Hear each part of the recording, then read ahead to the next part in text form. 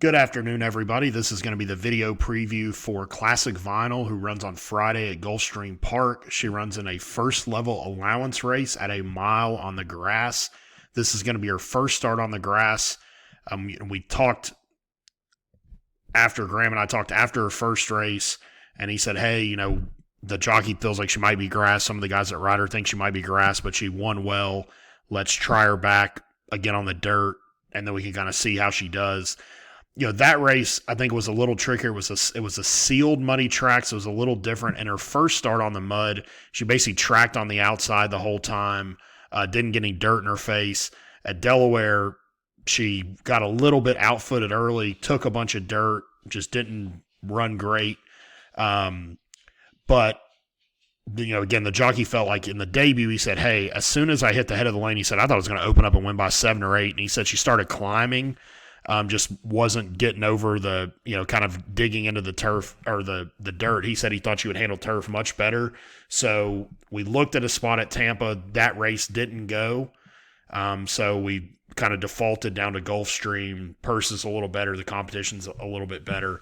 But, that's kind of the reason we looked for the turf was the rider felt like, hey, just the way she's been running on dirt, think she'll definitely take a step forward on the grass, and her pedigree leans grass. McLean's music can go either way, but her half-sister Altamir was a multiple stakes winner on the grass, so we've kind of thought all along, grass could be in her future. I think the one question mark, I wouldn't be completely convinced that a mile, I think she could be better going a little bit shorter, but at Gulfstream, it should be firmer. They'll move it to the synthetic, and I think inside is a good place to be going a mile at Gulfstream. It's a very quick run into the first turn. So these are the early version of the PPs. The final version don't come out until Wednesday afternoon, which will include morning line odds. That's why there's no post position. But with that, we'll go through the field. One thing I always look at, which we'll see it as it relates to a couple of other horses, but you can see in our debut race, the second place finisher, Fancy Girl, came back to win her next start. And then Angel of Canterbury also came back to win her next start. And then the second race was productive. Almarosa was pretty nice. She had run second in a stake before she won this stake, and then Girl Trouble came back to win her next race. So it's the races we've run in have been productive. We definitely think she's going to take a step forward onto the grass. This feels like it's probably not the toughest first level allowance in the world. There is a Christophe Clement horse that looks like she could be pretty nice. I think the biggest question for us is going 6 furlongs. We showed a lot of speed. We didn't have the same amount of speed in the second start. Part of that was we got pinched back a little bit at the break. But given the inside draw, I think we have to be pretty forward. I do think the most likely horse to set the pace is potentially the horse directly outside of us, which is Kitty Quick. If she goes to the lead, then there's I think a world which we kind of sit right there in the pocket in second or third, which would be great for us. But I do think we'll be forward on Friday. Next, we get to Kitty Quick. This is a filly. She's another one that's making her turf debut. She's stretching out from 6 furlongs where she won to a mile. I would note this horse atomically. This filly actually ran in the Breeders' Cup Juvenile Fillies.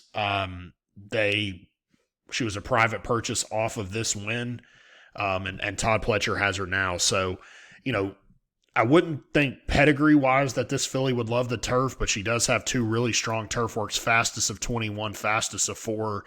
Anytime you have a sub-minute work, that's really good. I would note Palmettos. Anytime you see this D, that means around the dogs. So they're wider entering the stretch, whereas you can see here for this work on the 30th, there's no D circle, so that means there were no dogs on the inside rail. Palmettos is just a training track, so they play around with the paths, which is why that works a little bit quicker. But this filly has speed. She clearly has a little bit of ability. She's been running against Florida bred, so she's now running against Open Company, which is a little bit tougher, but certainly capable. And I do think she's probably the most likely pace setter. Next, we get to Irony. I thought this filly's run okay. I thought her one win, she got completely loose on the lead. They went 50 and change. They're going to go much faster than that. Last time out, thought she got a really good trip. She's kind of set just off the pace, kind of got right there at the lead and just couldn't keep pace with the winner. To me, she's got to take a step up. She was running for 35 2 back. They have her in for a tag here. Riding Pretty, this horse is mildly intriguing. We'll see what odds she is. But her one turf start, I don't think was that bad. Now, it was an 8-horse field. She ran 6th, but she just got out sprinted a little bit and quickened, at least made up 5 lengths in the stretch.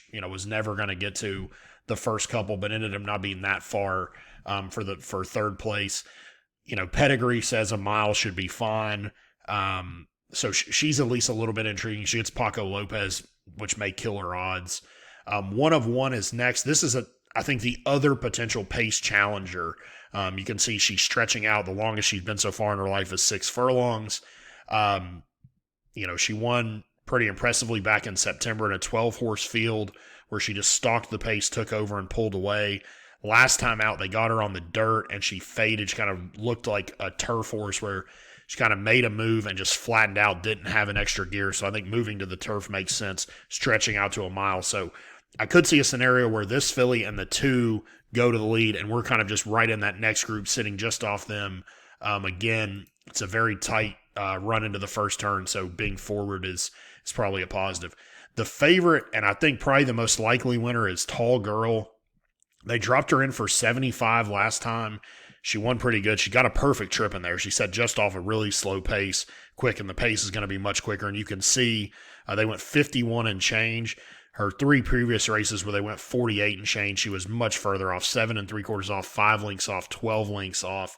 They're definitely going to go faster than 51 on Friday. But again, very similar to Classic Vinyl. The horse that broke her maiden in the first race, Born Dapper, she came back to win. Liguria came back to break her maiden. She actually just won a grade 3 at Del Mar. And then Tall Girl came back to win her next start. So productive races. She gets IRAD, the best jockey in the race. I just think there's a scenario where she's going to probably be spotting a lot of these horses a significant advantage when they head into the lane because the pace is going to be quicker.